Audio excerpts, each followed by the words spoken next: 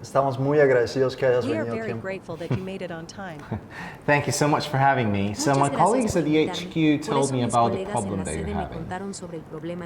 Sí, de hecho son muchos problemas If y indeed me there are many gustaría problems, saber si tenemos And que I would like to know if hacerlo todo de nuevo. we have to do it all over again.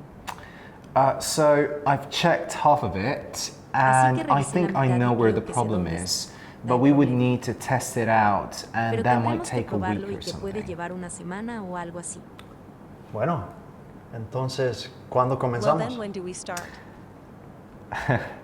We will start right away, Empezaremos de and inmediato. tomorrow I think we will mañana have creo more que tendremos information, más información. so we can have a meeting Para que around podamos 10 tener una reunión a.m. or alrededor de something, las 10 a.m. and o I algo will tell you así y les more. contaré más. Perfecto.